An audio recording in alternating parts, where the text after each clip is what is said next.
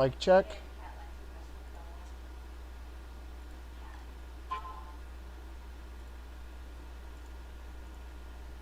Okay, mic check.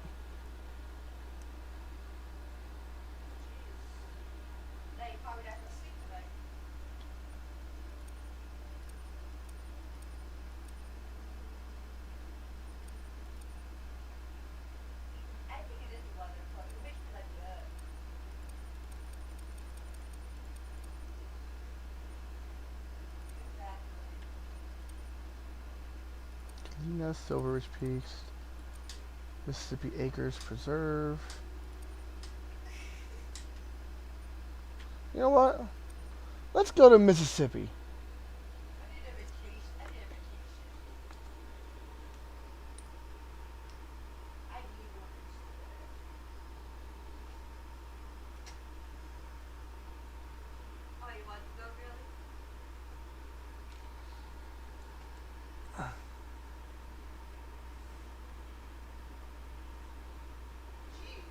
Hello.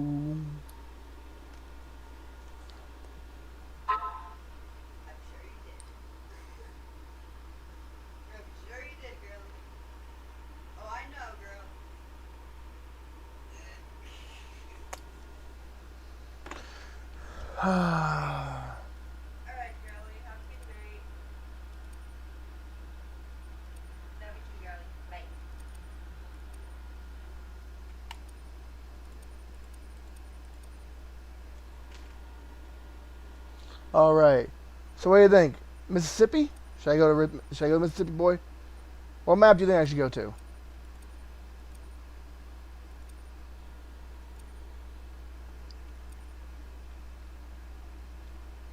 I can go to Africa.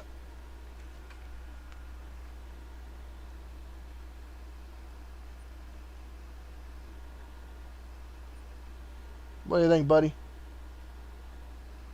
Where are we going?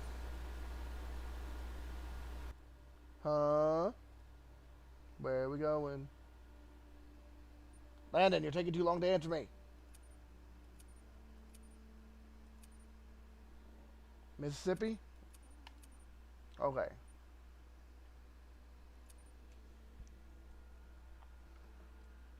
Go hunt some gators.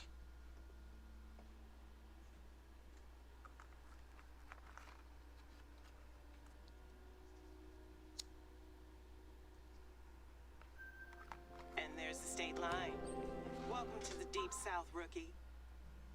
We've got wetlands, the blues, and the American story.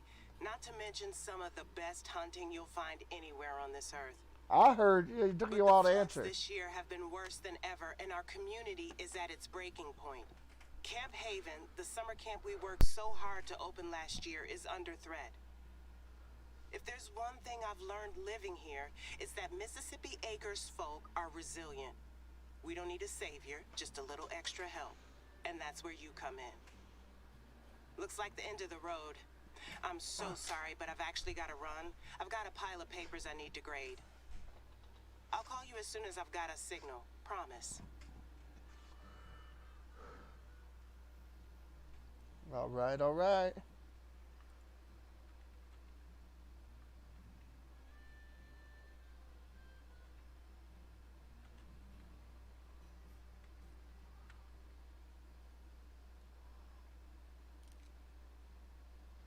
There, finally.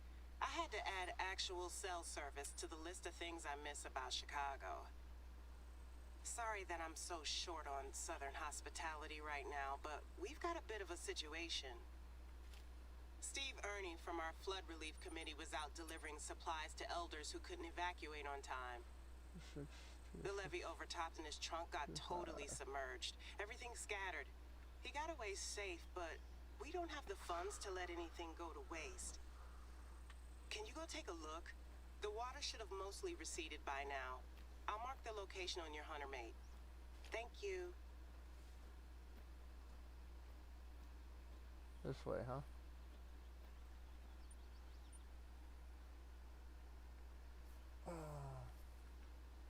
Okay, okay.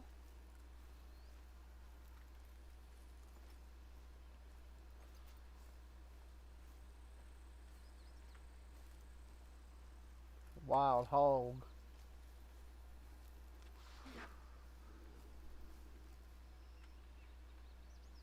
Raccoon.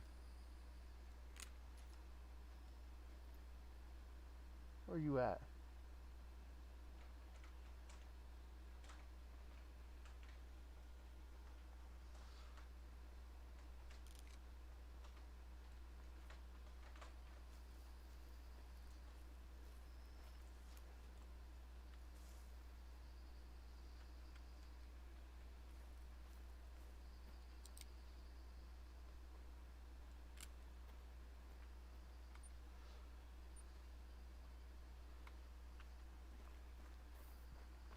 We just gonna go ahead. We're gonna run on over there.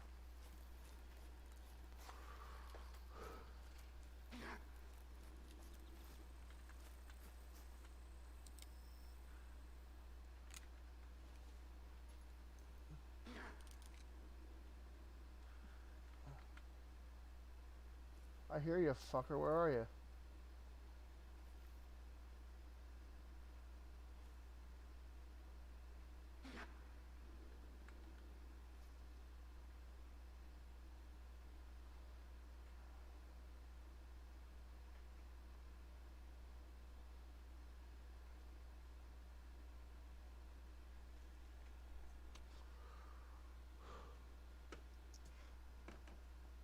I promise you, I'll kill you.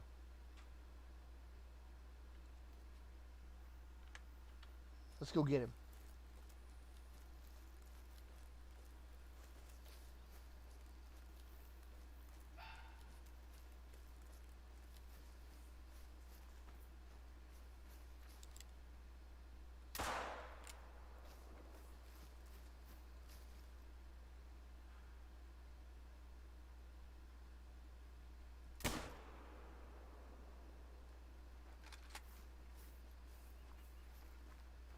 I think I missed.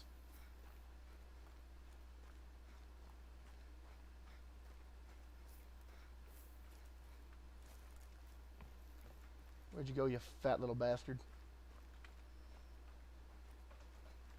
I didn't miss. I didn't miss. Where'd he go?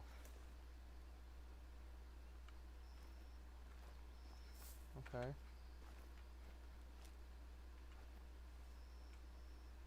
Alright, he's going that way.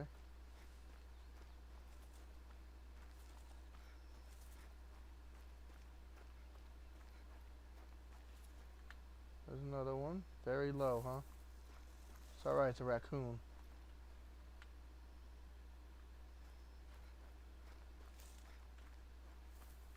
More blood.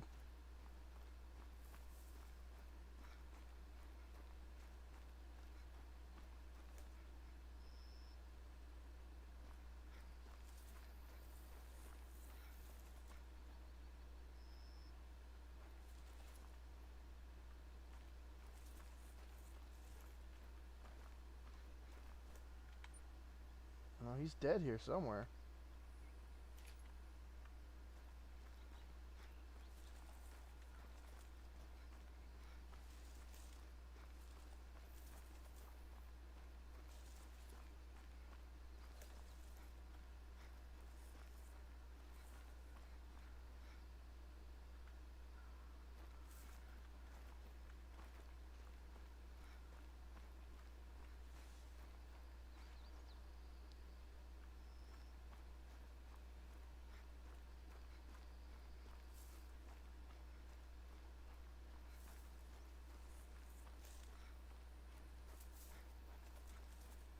Did it go?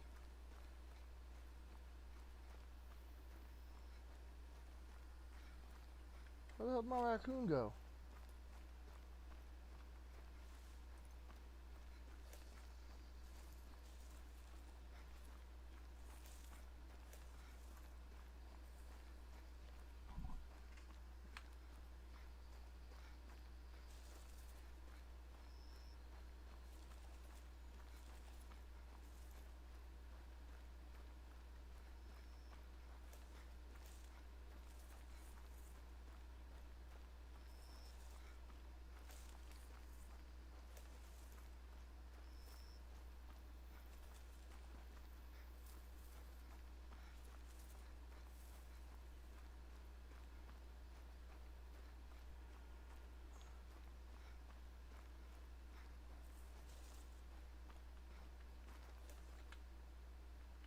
that way. I just started a new save file. I don't know where my dog is at the moment. I don't have my dog until I freaking find a place to pull stuff.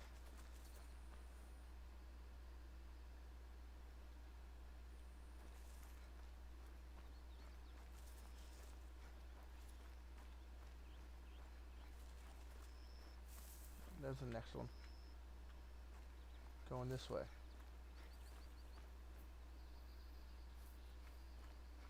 There it is. There's that fat little bastard.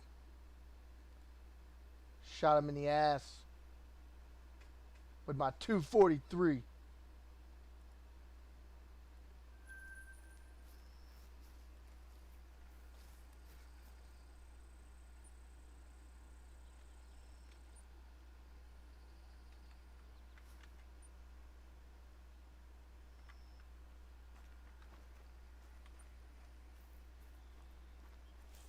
That's gotta be it. Oh shit!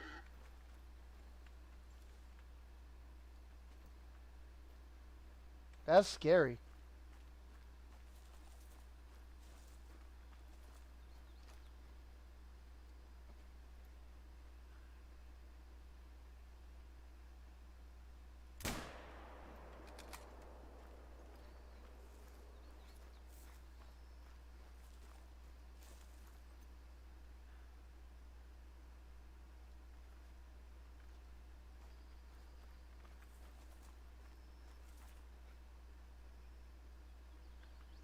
Something running at me?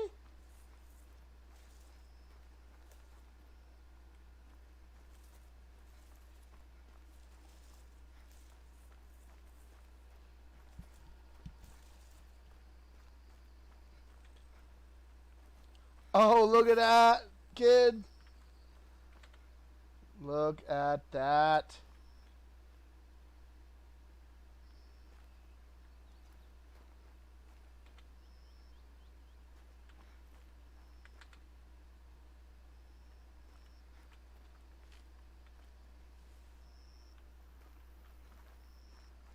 You know he didn't get very far. There he is.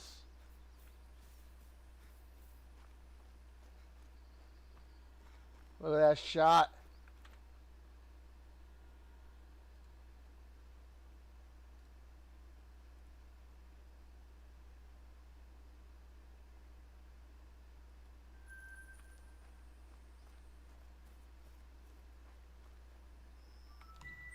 What is this over here?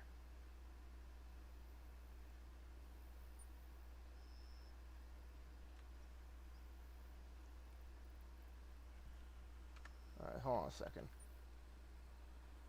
Need to do something real quick.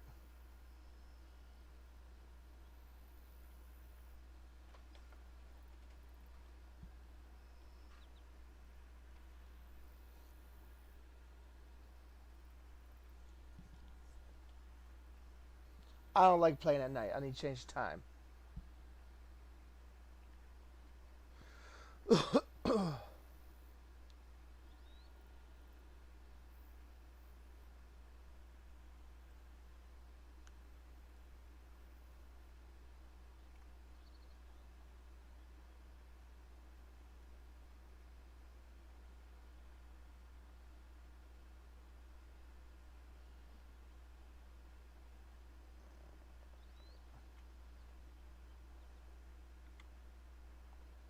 That's all I need right there.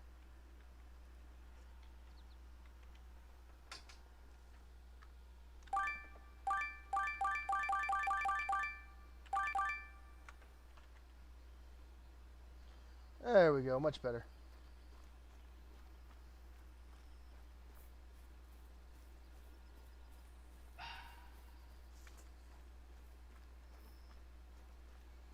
Mr. Gray Fox, I will shoot you too.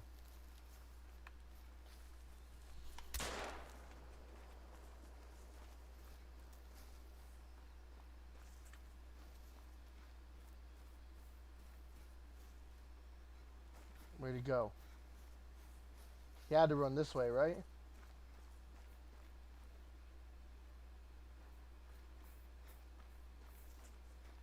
I missed.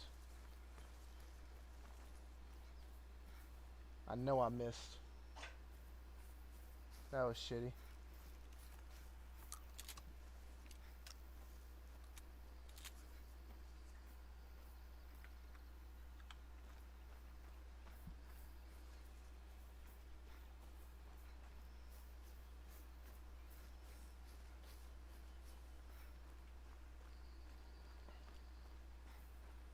You don't think it's a little scary when they just come running at you like that, kid?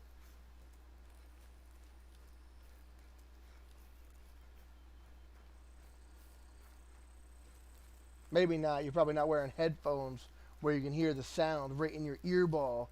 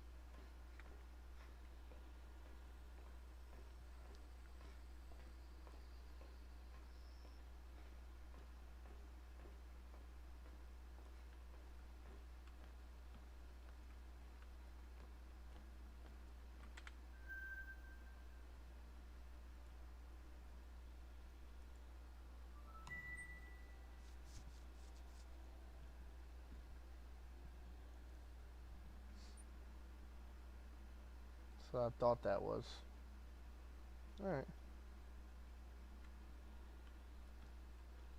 Oh, okay. Yeah, I thought it was just me.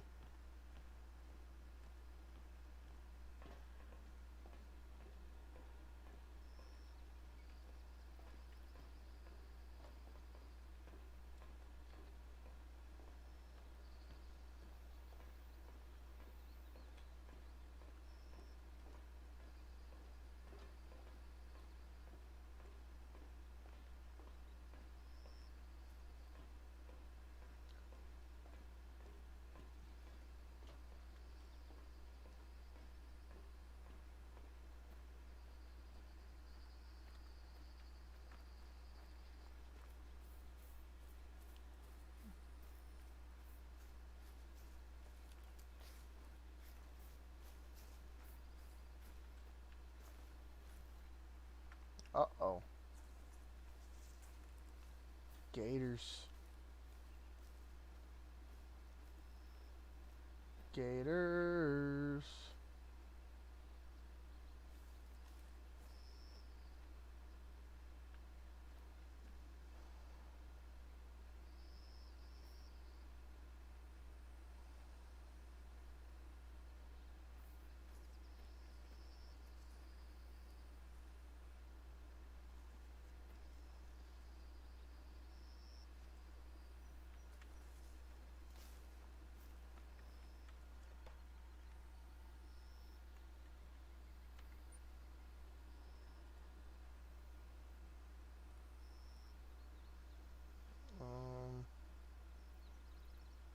I want...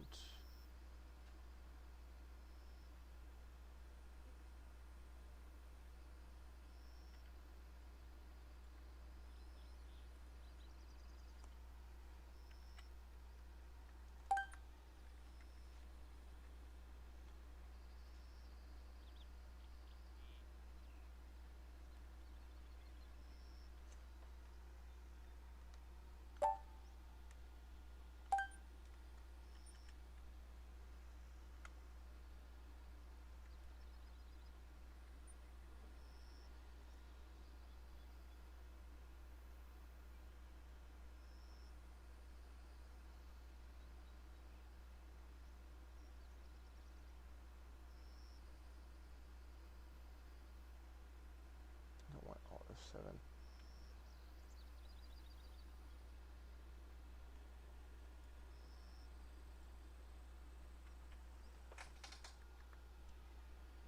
F6.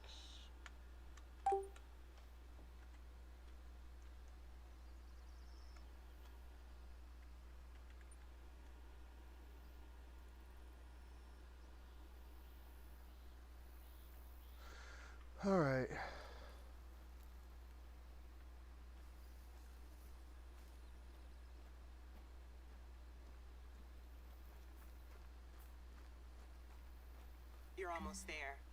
You starting to get goosebumps, or is it just me? The Delta's a weird place. He said he got stuck somewhere over there by those cypress knees. Bingo. Those are the supplies.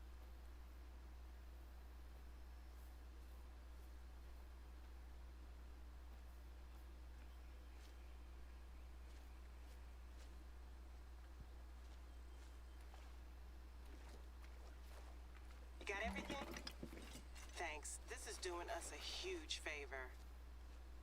Hey, are the shadows playing tricks, or is that a briefcase I'm seeing on my feed? Let me make a quick call. Hey, Mrs. Tackett. My new counselor's out where Steve dropped the flood supplies, and there's a briefcase hanging from a tree branch. You know if that's... Uh-huh. Yep. Yep. Yes, ma'am. Give me just a sec. She wants to talk to you. Well, Miss Davis has got you out on a fine excursion this time of night. Betty Tackett here, chairwoman of the Mississippi Delta Big Game Club. I hate to ask, Sugar, but can you grab the briefcase? Steve's a little ornery and he'll pitch a fit if he don't get his papers back. You'll have to... Well, nothing to it.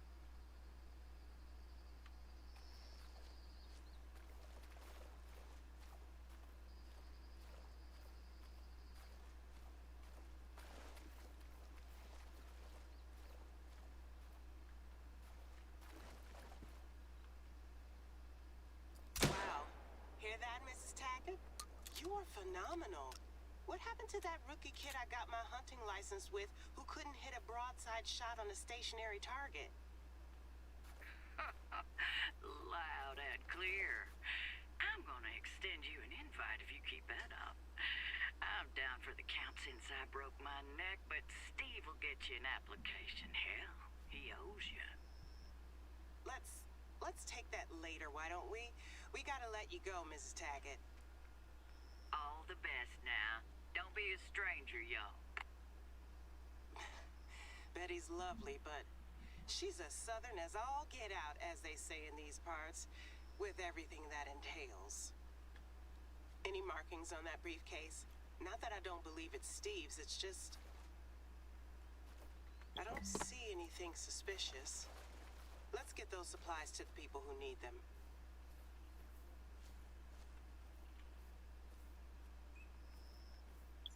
There's an outpost not far from here. Can you swing by and drop the briefcase and supplies off there? Maybe get your breath back, too.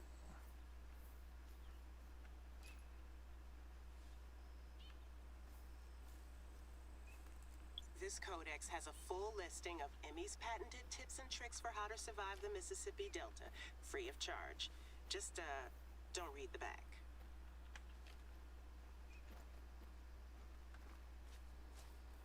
All right.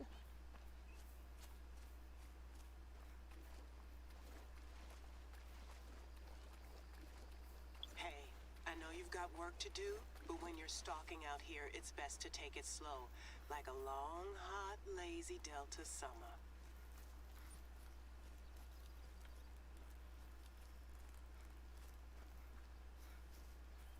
Yeah, I know, crawling around in the mud is gross.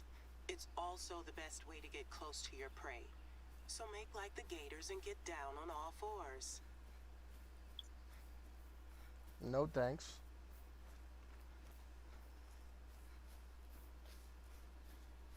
Gators and bears are enough to get anyone's pulse racing. Unless your name's Hulk Collier. Deep breaths. You got this.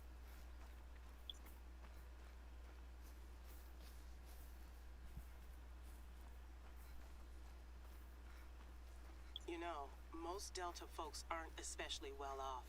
Never take this for granted, is what I'm trying to say.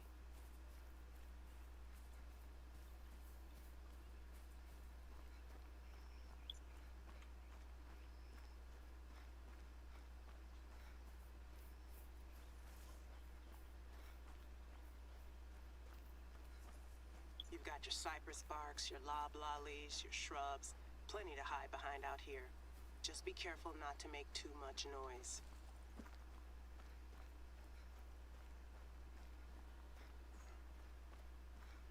I'm gonna listen to my book while I play this.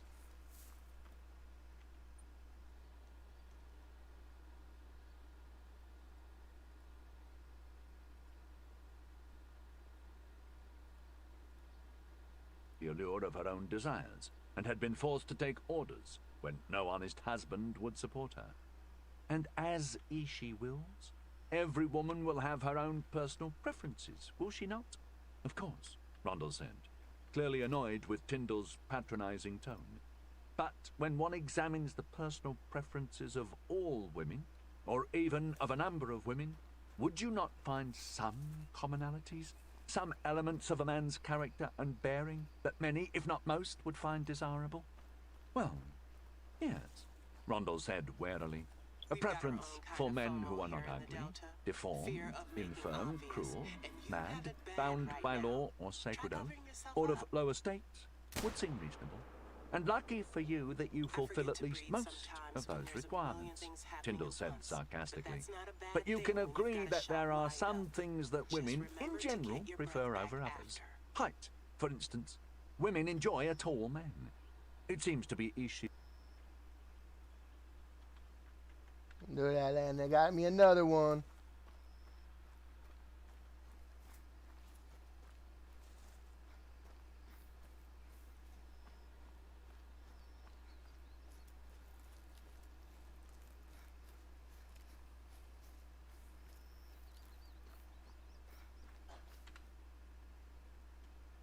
Ooh, look at that shot right in the neck.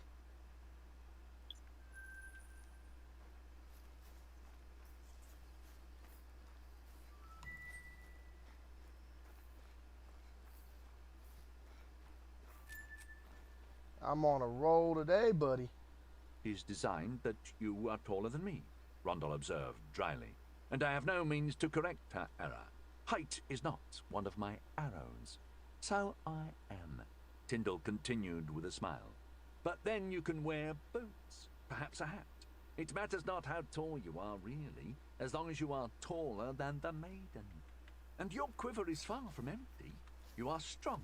Women tend to value strength in a man, and courage, bravery, decisiveness, being fair of face. He grinned suddenly. Certainly helps. And understanding how to speak intelligently to a lady is an asset. But there is one thing above all others that women desire when they see it in a man, and for it they will forgive much, if not all. A dazed expression and a purse the size of a pumpkin? I seem to have left those back home. Honestly, No, I can't the blame expression the little guys is for correct, making the most but of do not things. despair.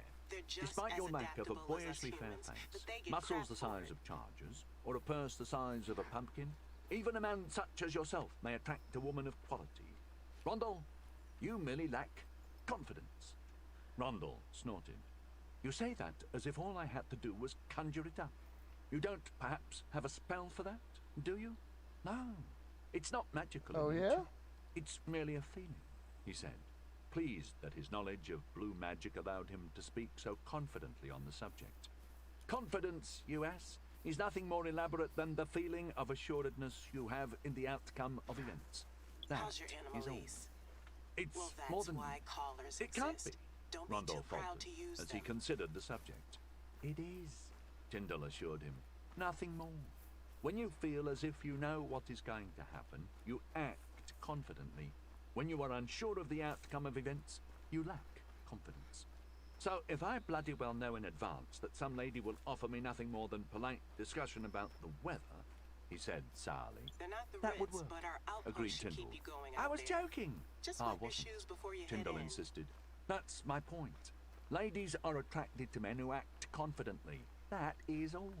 They care not why a man is confident, or in what he is confident, or in whom his confidence might rely. They merely sense that he is at ease because he is assured of the outcome in his own mind and acts accordingly. What outcome? Whether or not a maid will bed you? One can hardly be assured of that, unless she's a whore, he amended. The nature of the outcome is not at issue, Tyndall instructed, feeling pleased with himself. One must only be certain of some outcome. For instance, while I may not be assured of enjoying the favours of a particular lady, I can be assured that I will have a hot breakfast the next morning. I am utterly confident in it. Therefore, When I speak to a lady, I think not about the obstacles between me and Ishi's blessing, about which I am almost never assured, and dwell instead over the certainty of breakfast.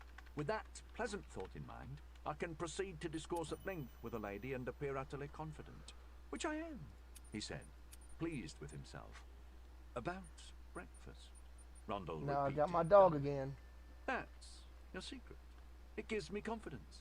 That is just the largest arrow in the quiver of the paramour, Tyndall said airily. Another is jealousy. Jealousy? Indeed. A maid may have only a tepid interest in you if she spies you alone and lonely. You may only arouse a passing interest until another maiden declares her interest. Then the first lady suddenly sees you far, far more intriguing. That indeed is true, Rondell admitted. It has never happened to me, of course, but I have witnessed it. It could happen to you right now, should you wish. Just speak to them, he urged. Only speak not to the fairest one. Speak to the second fairest first. She will be flattered if the Lord should begin to speak to her first, and your possible lady love will be far more receptive to your courting once she sees that interest. Do you really think so? Rondell asked doubtfully. And let us not forget our purse, position, and power, Tyndall continued, grinning. He enjoyed lecturing about a subject so dear to his heart. You are can a just lord, leave the stuff on the table a man there. of means. I'll let Steve know. She is Thanks. a village girl, perhaps even a Verlaine. A man of means is always Betty more again? attractive than a Can you pull pauper, her up on and a man of high speakerphone? position always more attractive. Yep, I got my doggy than a- now. Sugar, can I trouble Obviously, you for a dismissed favor? Rondell. And The a gulf boys are that having a purse meeting will not tonight bridge. to discuss Position. our flood relief That efforts. was a common saying back in It's Altar. real chilly Power in the is more evenings this alluring time than of year. either, Tyndall said, Well, quoting usually Sire they Rose get again fire without going, but attribution. right now, A man with power there needs ain't a neither single position nor log or purse. dry He may firewood have either anywhere at a in the word. state. Women flock to And you him know like we've bees to got honey. elderly When you members. have it, you will see. I believe Do you not you'll find see a all of the space heater doe-eyed in that maidens who outpost follow our where you left master the since his supplies. ascension? Get Power your may be head there and relative, drop it but off a at little our is often lodge. enough to encourage a kiss, or even hike a skirt. I do have position, Rondell Well, pointed I'd out. hate to think of someone You do, catching Tyndall hypothermia. agreed. You are a knight and a By mage the way, the Big agent Game of a Club rich has and been powerful working man. together with the Use African American that, Hunting Club he I'm a urged. member of Is it a on lie flood to say? relief efforts. No, Rondell We've agreed. got But, some history. but do you think your Not jests gonna and lie, they cowards weren't are going to convince super her to hike her enthusiastic skirt? about some Or even get her transplant from name of her Chicago own buying accord? up land and Women opening are a summer attracted to camp achievement and success. Even Concealing such Betty, things from and them in the even name though of I've been coming humility here since I was is a monk's little, game, not an errant's. get It matters these not how kids. you impress her. You must But we merely both got our impress her. priorities straight. I would The not future have of a the woman community like is me what only matters. for my title or position, Rondell Speaking objected, of, we or haven't because she had saw me enough as a rung hands on a deck ladder to to tend to higher everyone's position. needs up until Such now. a woman would So be there are a unworthy couple to of wed, errands around the Tyndall reserve that agreed, still need but doing. quite easy to bend if you I'll follow let you the know laws if you're of near life, somewhere you and can help perhaps out. even worth the trouble. But Practice there makes is one more perfect, arrow and you you've could had more loose of that at a than maiden's most. heart. Right, Rookie? One easier than wealth, position, Let's head over to or the Big Game power to Club's manage. lodge. Make sure they get the heater Notoriety. before their meeting later Reputation, you mean? Rondell corrected. I chose the word carefully, Tyndall demurred. Reputation may attract some women, but notoriety, whether for treason or triumph, a man whose name is on everyone's lips oft finds maidens aplenty on his own. That, too, I will admit, Rondell agreed. They had both seen just how potent notoriety had been during the coronation festivities in Castabriel, and after the Dragonfall in Barrowbell. One maiden after another had done whatever they could to attract their attention, and some of them had been very, very committed. Tyndall could recall his comrade faring poorly even then, due to his inexperience and unwillingness to act. Tyndall had been less cautious in enjoying the rewards of his notoriety. In Barrowbell in particular, he had indulged in dalliances with a number of ladies, noble and common. Lady Pentandra had encouraged and advised him, seeming amused by his enthusiasm, and he had faithfully followed her instruction. Indeed, much of what he was saying to Rondell, with such sagacity, he had heard first from Lady Pentandra, or read from books she'd recommended. But no one here knows who I am or what I've done. My notoriety is a broken arrow. True, Tyndall admitted, so one should take advantage of it when one can. But, he added, you have many other things in your favour. Youth, vigour, position, bearing. And the sword helps, he pointed out. It does? Rondel asked, surprised. Women enjoy the attention of dangerous men when they have a mind, Tyndall assured him. Some find it quite compelling. A man of arms can always find a maiden to comfort him willingly if he looks for her. In addition, you are a traveller, a stranger, an exotic foreigner with tales to tell and adventures to relate. I suppose that is true, Rondel conceded, eyeing the girl with a more hopeful expression. Tyndall encouraged. You have many arrows in your quiver. All you lack now is a bow. How do I lack a bow? Demanded Rondel. Simple, countered Tyndall. You have all the weapons you need, save the will to act. Initiative.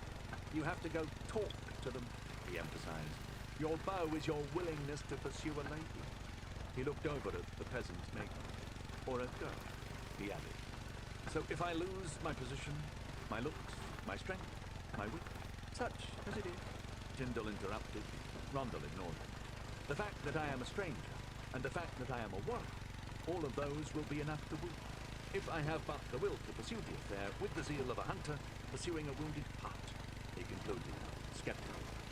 I count your chances far better than dancing with that mug and staring at her all day, Tyndall observed. But there is one more thing you must understand about the esoteric nature of Ishi's blessing. Instruct me, O sagacious master, Rondel mocked. It is actually quite profound, Tyndall murmured, looking around as if he feared being overheard. Once you first understand the nature of a woman's silence. Oh, tricked, hairy armpit, objected Rondel. Is there nothing you hold sacred in your quest for girls? Listen, insisted Tyndall, seriously. A woman's silence is the key to her heart, or at least to her skirts. You know of a woman's monthly courses? Yes, affirmed Rondel, uncomfortably. Well, near to 2 weeks prior or after, a woman's desires are most inflammable to a man who understands the mystery. It's as if she becomes warm. She bares her neck sometimes, or wears more revealing garments. So Lady Pentandra assures me, he added, to lend credibility to his statement. A woman will be far more intrigued with feats of arms or displays of largesse during this critical moment. More, she is oft so moved by her desires that her resistance to a thoughtful persuasion is lowest. Pentandra also says that this is a woman's best time to conceive a child. Rondel groaned. Of course, it would be. The gods have a nasty sense of humour. You're not the first to note that. So I should quietly inquire as to when their monthlies last came, before I decide to pitch my woo? Asked Rondel, amused. Another round? He called to the innkeeper, who nodded happily. I would advise against it, Tyndall insisted. You have to guess, based on her state and demeanour. Something else to amuse the gods, I suppose. But even then, you can begin to track her heart. If you know the other mystery. And that is simple. Ishi has ordained that the path to a woman's heart, and between her legs, lies in her reactive nature. Reactive nature? Rondel asked, confused. A woman's desire is reactive in nature, explained Tyndall, both in the words of the ancients and in my experience. Perhaps 1 in 3, 1 in 4 will be more aggressive. He chuckled, or lack desire entirely. But the other 3 or 4, they require something to react to engage their desires. What precisely do you mean? Asked Rondel warily. Women require a man to be provocative before they feel able to surrender their hearts to a man, Tyndall said, as if he was relaying the deepest secrets of magic. They need a man to be strong, take a stand, and take the initiative before they can decide whether or not they will follow. You sound like a madman, snorted Rondel. Honestly, Tin, women do not merely respond. They take plenty of initiative in affairs of the heart. Forget for a moment those ladies in Castabriel who wanted to bed us to get closer to Master Min, and the noble maidens of Barabel whose hearts were inflamed by our victory over the dragon. When a man and a woman entertain to spark, the woman tends to react to what the man does, not the other way around. Not if he's smart, he added ruefully. That's rubbish, snorted Rondel. as the innkeeper set down 2 more mugs. Have you ever waited for a girl to kiss you? Tyndall challenged. Have you been alone with her? The moment seemed right, and you looked at her and waited for her to do something, and she didn't? Well, yes, Rondell admitted quietly. I always thought it was just because they didn't really want to be with me. Idiot! Tyndall snorted in return. She was waiting for you to take the initiative, for you to loose your arrow, so to speak. Because you didn't hazard an action, she was not therefore in a place in which she could naturally respond. What if she's not really excited about being with you? Rondell countered. What if she really does just prefer your company as a brother? Then the taint of your rejection will lie on your brow like a sigil for all to see, predicted Tyndall dramatically. Everyone will know what a craven buffoon you are. At worst, she will slap you, Tyndall continued, less sarcastically. As long as she is not above you in station, or particularly naive, she will forgive the attempt, if it was sincerely made and properly executed. If not, well, there are worse reputations to gather than that of a lad who likes to kiss, he offered. Are you gentlemen perhaps referring to the maidens? Asked the innkeeper, who had chanced to linger after delivering the drinks. Maidens in general, Tyndall replied, but they were the ones to inspire our discourse. I'd advise against it, warned the innkeeper. Folly is filthy. Casa is like to drag you to a bride sister after getting you drunk, and Dindra, well, she's a fair one and agreeable, but a bit too agreeable, if you take my meaning. Your candor is appreciated, nodded Tyndall with a smirk. He'd figured as much, but Rondell had to start somewhere. We weren't seriously considering paying court, just admiring their form. We seek the lord of the domain, one Sir Gammon, with whom we have business. Sir Gammon? Asked the innkeeper in surprise.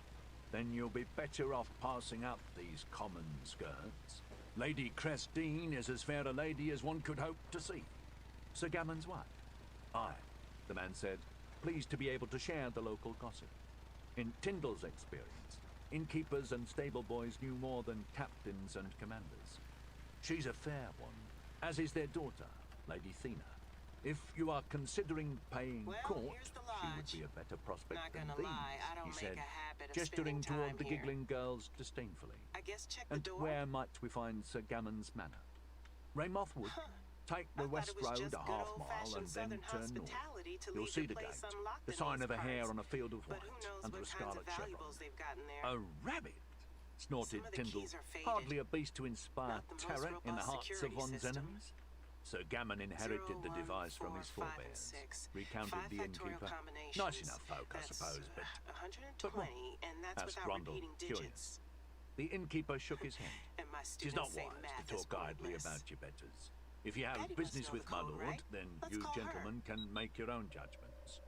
Tyndall was about to ask for details when an ear-splitting call from the upper room cut through the chatter. But the door is locked. Would you happen to have the key code to hand? Unfortunately, I do not, Miss Davis. I've been out of commission so long with my neck, you understand. Do you know who does have the code then? Mr. Ernie, maybe? I think it's best you just leave the heater outside on the porch there. The boys will be along for the meeting shortly. Okay, if that works for you. All the best, Mrs. Tackett. Bye-bye now. Best do as she says, I guess. I just wonder why they're so reluctant to give us the code.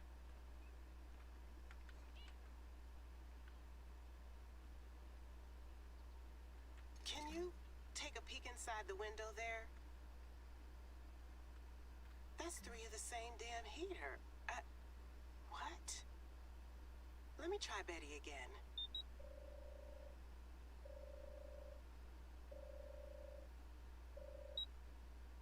No answer.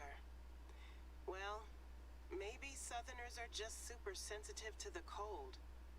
My mama just huddled up with a blanket, but I guess she was made of sterner stuff than some of these rich folks. I don't want to think the worst. Let's give them the benefit of the doubt, and I'll mention it to Betty later.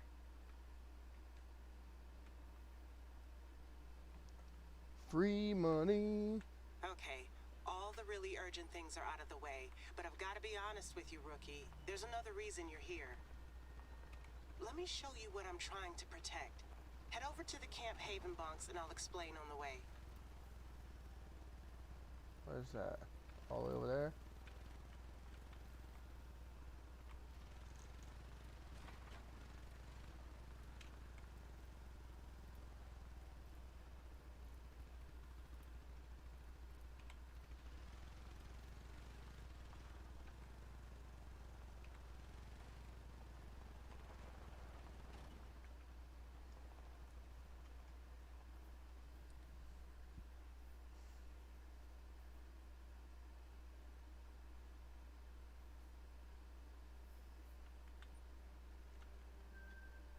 Landmark.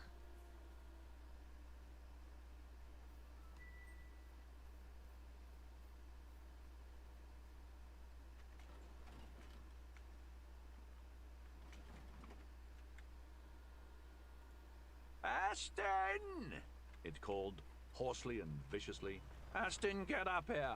I need you to bring more hot water. The innkeeper closed his eyes as if he'd borne a bad blow. That's the other reason why you need to avoid the village girls. He sighed. I had my head turned by a pretty ankle and a shy smile once. When you do go to court a maid, he said with sudden intensity, by all the gods, choose wisely. Aston! Repeated the call. The innkeeper sighed again and went to fetch a kettle of water from the fire. Tyndall glanced back at the village girls, who were starting to take more notice of Rondell's attention.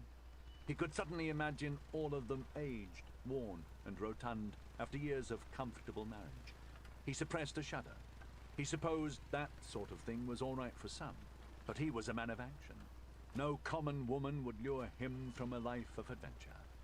Let's go, he said quietly, as he dug for his purse and drank the last of his ale. I'm suddenly anxious to go lay eyes on this high-born lady. Chapter 10. Raymouth Wood Manor was far grander in appearance than its size would indicate. The number of ostentatious decorations, mostly featuring the hair and chevron of Sir Gammon, belied the actual modest nature of the hall. It was a two-story building, with impressive peaks and dainty spires overlooking a tidy, well-kept yard. But it was not large, Tyndall could see. It was half the size of Gerlor's Hold, back in Sevendor, if half as shabby. The manor folk were hard at work when the two knights Magi arrived. Though it was high summer, there was still much to prepare for the summer mowing and autumn's harvest. Ouchie. Only a few looked up to watch the strangers dismount and chase down the hall's steward. Once the man was convinced that they were gentlefolk and had legitimate business with Sir Gammon, his brusque manner was replaced with one of surpassing obsequiousness. Sir Gammon was inspecting the far end of the estate, they were informed, and was not expected to return before nightfall. Lady Christine and her daughter, however, were at leisure in the garden, and the man ran off to see if they would deign to meet the knights. Does this place seem a little odd to you? Rondell asked him, mind to mind, as they stabled their horses. A little, Tyndall agreed. Like it's trying So a little last too summer, hard some to of the kids convince at our us camp of something. reported hearing Let's weird play this on noises. the mundane side, shall we? You know, they're just kids. Don't mention First time away magic. from home for We're most just a of them. couple of young Of course, it was errands. just a case of too Mention much magic sugar, and right? that might complicate Well, things. not gonna How lie. so?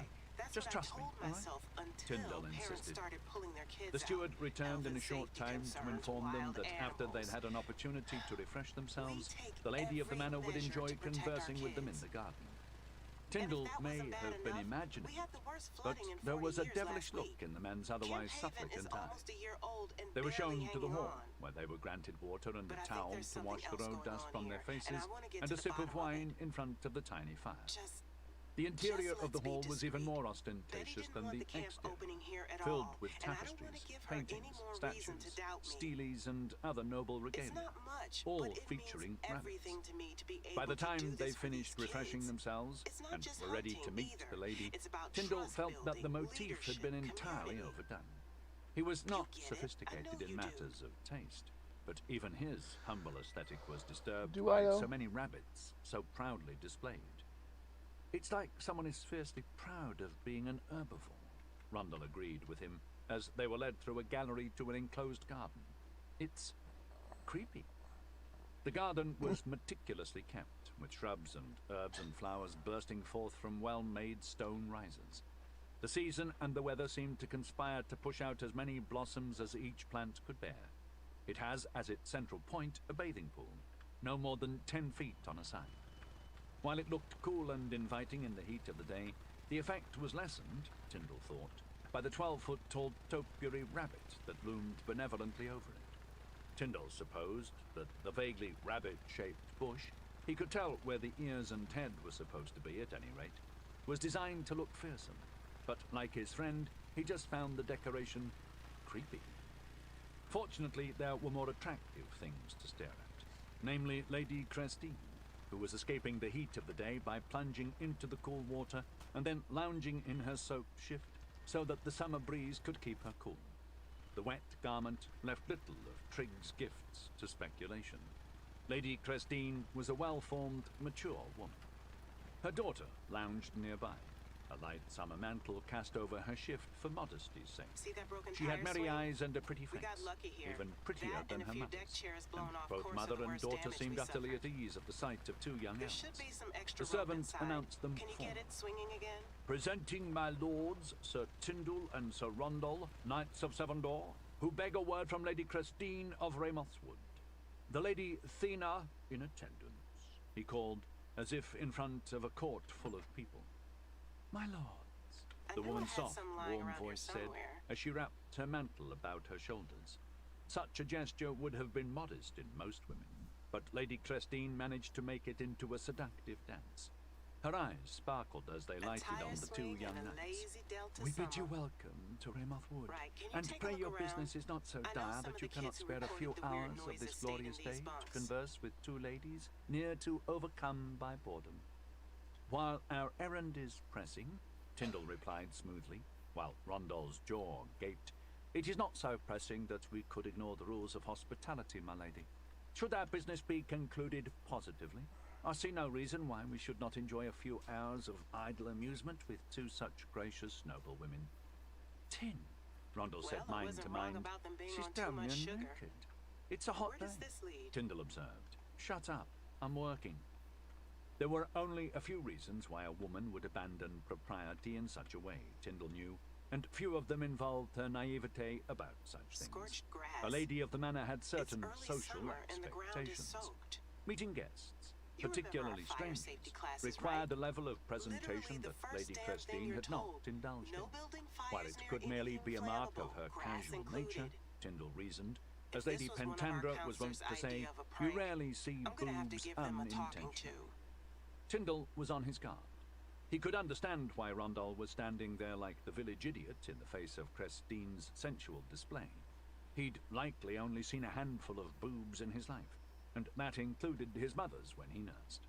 But Tyndall had attracted attention from unlikely I've barely been quarters, back here and since he our was last wise enough session. now to know when a The woman flooding was sure hasn't using her helped. charms to influence, What's more that? than to allure. Lady That's a kid's Crestine was handwriting. up to something. Witches. Then pray state your Scorched business, grass. Sir Knight, Oh, and let us woman dispense living with in the it, woods. Christine said, really do as she have to toweled limit her their dark sugar blonde intake. hair dry, her But light there blue are summer patches mantle of scorched peeking open. grass here. My husband is away inspecting his estates, and is not due until eventide. So you will have to contend with my poor management in his stead, if the matter cannot wait. Tyndall knew then that the matter was not naivete, which he had doubted to begin with. That meant her purpose was either business or pleasure. Tyndall found himself prepared for either eventuality, or a combination of the two. While he enjoyed the spectacle she granted, he wasn't going to let this woman gain the upper hand in negotiations through the pretense of immodesty. My colleague and I represent the Castellan of Sevendor, Sire Kay of Cargwennion, known far and wide as the Dragon Slayer. He began, perhaps you have heard of him, milady? The Wilderlands knight who bested the field at Chepston Spring Fair a year ago to win the hand of a lady and an estate. Such news has reached me in this remote manner, she admitted, smiling. It was a pretty smile. The name of Sire Kay sparked Lady Thena's interest as well, and she sat up on her bench attentively. What business does our humble estate have with such a worthy knight? She pushed a stray lock of hair behind her ear, exposing her slender neck, Tyndall could hear Rondell swallow. Amateur. In the assumption of his new estate, Sire Kay wishes to clear the accounts. It is stated in the estate's book that Ramoth Wood owes a sum to Cargwennian for the purchase of 100 weight of honey.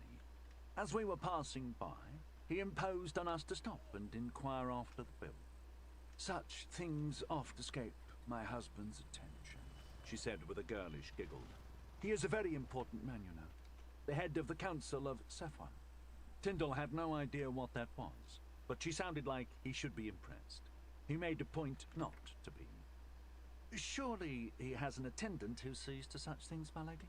Reproved Tyndall. We did. Alas, old Gilmar died last year of a wasting cough. Our new man is learning the job, but he has yet had the chance to clear some of our accounts. I sincerely apologize for the oversight, gentlemen. Bama! She called in a harsh voice that belied her previous gentle tone. A few moments later, a thin, pasty-faced man with a scraggly beard appeared, breathless, his eyes wide with fear. Yes, my lady, he asked with a shaky bow. These gentlemen are here inquiring as to an account on behalf of a friend of theirs. They say we owe for 100 weight of honey, more than 2 years ago. The estate's name is Cargwennian. Cargwennian, milady? Bama asked, confused. It appears that your father clearly bungled yet another matter, Bama, and it falls to you to set it right. Investigate the book and verify the debt, and report back here immediately. In the meantime, I think